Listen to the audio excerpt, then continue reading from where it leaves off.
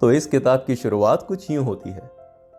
Doctor Franklin ने कहा था कि तुम तभी अमीर बन पाओगे जब तुम्हारे खर्चे तुम्हारी आमदनी से कम हो। और ये एक बहुत छोटी सी बात है। अब बहुत सारे लोग कहेंगे कि अरे, इसमें कौन सी खास बात है, यही तो इकोनॉमिक्स है। और यही मैं बताना चाहता हूं कि लोग सोचते हैं कि वो इकोनॉमी को जानते हैं, पर दरअसल वो इकोनॉमी को समझते नहीं हैं। अब एक आम आदमी सही मायनों में इकोनॉमी को समझ ही नहीं पाया है और इकोनॉमी के इस अर्निंग और स्पेंडिंग के प्रिंसिपल को समझे बगैर वो तुम्हारे किसी काम ही नहीं आएगा। अब देखो कि कोई आदमी कहता है कि मेरी XYZ इनकम है और मेरा जो पड़ोसी है उसकी भी इनकम मेरे ही बराबर है, मगर हर साल उसके बैंक अकाउंट में इजाफा होता जाता है, पर मेरे अकाउंट में नहीं, बल्कि हर साल कुछ कमी जरूर आ जाती है।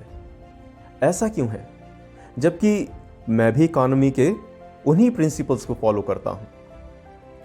अब यहां यह आदमी सोचता है कि वो पैसा बचाना जानता है, पर नहीं, वो नहीं जानता। इसी तरह एक आम आदमी समझता है कि अगर मैं मोमबत्ती कम जलाऊंगा तो 1 पैसा बचा लूंगा, अगर कपड़े बाहर प्रेस करने को नहीं दूंगा तो 3 पैसे बचा लूंगा, वगैरह वगैरह वगैरह। इसे कहते हैं पेनी वाइज पाउंड फूलिश। मतलब छोटा पैसा खर्च तो कोई बड़ी सावधानी और सोच समझ कर करे, पर रुपया बगैर सोचे या कैलकुलेट करे बिना ही यूं ही उड़ा दे। अब इसी बात को एक एग्जाम्पल के थ्रू समझो कि जैसे कि कोई आदमी अभी अभी डिनर करके किसी शानदार रेस्टोरेंट से बाहर निकला है, जिसके लिए उसने कई सौ रुपए खर्च किए हैं और सर्वर को भी अच्छी टिप दी है। और अब बाहर शायद एक ठेली वाली से मूंगफली खरीदते हुए वो 1 रुपया बचाने के लिए उससे जोरदार मोल भाव करता है। समझ गए? अब एक बात को जरा ठीक से समझो और उस पर फोकस करो कि यह बात उतना मायने नहीं रखती कि तुम कितना पैसा कमाते हो, पर सारी बात इस बात पर डिपेंड करती है कि तुम पैसे को खर्च कैसे करते हो। देखो, मान लो अगर तुम्हारी सैलरी 30,000 रुपए महीना है और अगर तुमसे वो सब खर्च हो जाया करता है, तो यकीन मानो कि तुम्हारी सैलरी अगर 60,000 रुपए महीना हो तब भी तुम्हारे पैसा नहीं बच पाएगा, क्योंकि तब तुम अपने खर्चों को और भी बढ़ा लोगे। एग्जाम्पल के लिए, जब तुम्हारी सैलरी 30,000 रुपए थी तब शायद तुम मारुति ऑल्टो को खरीदने के लिए ही सोच पाते थे, पर अब उससे महंगी होंडा अकॉर्ड के बारे में सोचना शुरू कर दोगे और ऑल्टो को तो भूल ही जाओगे। और ये गलती ज्यादातर हम जैसे आम लोग ही करते हैं। इसलिए सब कुछ डिपेंड करता है कि हमने अपने पैसे को कैसे यूज किया, कैसे खर्च किया। अब मान लो कि तुम्हें अपने ऑफिस जाने के लिए एक बाइक खरीदनी है, तो सोचो, मुझे आज अपने ऑफिस तक जाने के लिए बुलेट खरीदनी चाहिए जो कि करीब 2 लाख रुपए की पड़ेगी, या होंडा एक्टिवा जो कि 50 से 60 हजार रुपए की पड़ेगी, जिससे कि मैं करीब करीब 1.5 लाख रुपए बचा लूंगा और मेरे ऊपर ज़्यादा कर्जा भी नहीं चढ़ेगा। नहीं तो हर साल मैं EMI भरता रहूंगा और मेरा बैंक बैलेंस नील ही रहेगा। अब मेरे ख्याल से ये एग्जाम्पल ने तुमको बहुत कुछ क्लियर कर दिया होगा कि ज़रूरत को देखकर पैसा खर्च करो, सिर्फ दिखावे या मज़े के लिए नहीं। और जैसा कि वॉरेन बुफे ने भी कहा है, जिनका कि नाम दुनिया के सबसे अमीर लोगों में गिना जाता है, उन्होंने कहा है, the biggest mistake is not to learn the habit of saving properly. Do not save what is left after spending. Instead, spend what is left after saving. तो समझ गए साहब, मतलब बचत की आदतों को ठीक से नहीं सीखना एक बहुत ही बड़ी गलती है। और खर्चा करने के बाद जो बचता है वो सेविंग्स नहीं है, बल्कि सेविंग्स करने के बाद बचे हुए पैसे से अपना खर्चा चलाओ। तो अब देखते हैं इस बुक के फर्स्ट रूल को। डोंट मिस्टेक योर वोकेशन, मतलब अपना करियर, अपना ऑक्यूपेशन चूज करने में गलती मत करो। अब पीटी बर्नम का इस बारे में कहना है कि लाइफ में सक्सेस पाने के लिए सबसे सेफ और श्योर रास्ता है कि तुम उस ऑक्यूपेशन को चूज करो जो तुम्हें सूट करता है, जिसमें कि तुम्हारा इंटरेस्ट हो, जो तुम्हें लगता है कि इस फला ऑक्यूपेशन के लिए तो मेरे अंदर नेचुरल टैलेंट है। अब तुम देखो कि हम सभी के दिमाग बहुत ही डिवर्स हैं। कुछ बच्चे शुरू से ही बॉर्न मैकेनिक्स होते हैं, उनको मशीन्स में बहुत ही ज़्यादा इंटरेस्ट होता है, जबकि कुछ दूसरे बच्चों को आर्ट में इंटरेस्ट होता है। खैर, मुझे तो शुरू से ही मशीन्स में इंटरेस्ट नहीं रहा। तो अब जब अगर कोई मुझे वॉच मेकर बनाना चाहता, जिसमें कि वैसे काफ़ी पैसा है, तो शायद 7-8 सालों के बाद मैं घड़ी के पार्ट्स को खोलकर उन्हें फिर से असेंबल करना सीख जाता। पर मेरे लिए सारी जिंदगी ये काम रोज एक पहाड़ पर चढ़ने के जैसा होता। मैं अपने इस काम, अपनी जिंदगी से नाखुश रहता और इस काम से दूर भागने के बहाने देखता रहता, क्योंकि मशीनरी के काम में मुझे कोई इंटरेस्ट ही नहीं था। इसलिए याद रखो, आदमी तभी सक्सेसफुल हो सकता है जब वो उस ऑक्यूपेशन को चुने जिसमें कि उसका कुदरती टैलेंट है, जो उसके नेचर को बेस्ट सूट करता है। तो फर्स्ट गोल्डन रूल यहीं खत्म होता है। और अब rule number 2, select the right location.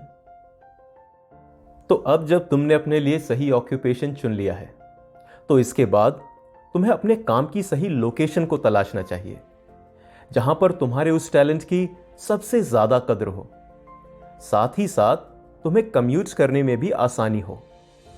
अब अगर तुम अपनी पसंद की कोई नौकरी करते हो, तो अपने कम्यूट्स पर भी ध्यान दो, क्योंकि मान लो कि अगर तुम्हारा घर तुम्हारी जॉब लोकेशन से काफी दूर है, जिसके लिए तुम्हें आने जाने में काफी टाइम, तकलीफ और रोजाना का काफी पैसा भी खर्च करना पड़ता है, तो ऐसी लोकेशन तुम्हारे लिए फायदे का सौदा नहीं होगी, खासकर कि अगर वो जगह बहुत बिजी है और तुम्हें वहां काफी ज्यादा टाइम भी देना पड़ता है। तो अब तुम्हें वो लोकेशन क्यों चुननी चाहिए जहां की तुम्हारी टैलेंट की कदर हो सके, इसको मैं तुम्हें अपने एक्सपीरियंस के थ्रू बताता हूं।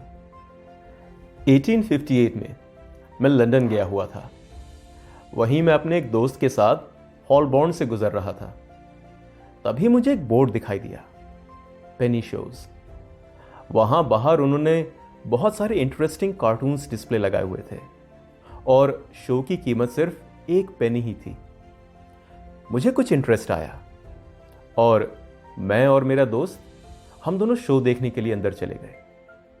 और वहां मुझे एक बहुत ही बेहतरीन शोमैन मिला, जो कि बहुत ही शार्प था और उसने खुद की काबिलियत को बस थोड़ी ही देर में प्रूव कर दिया था।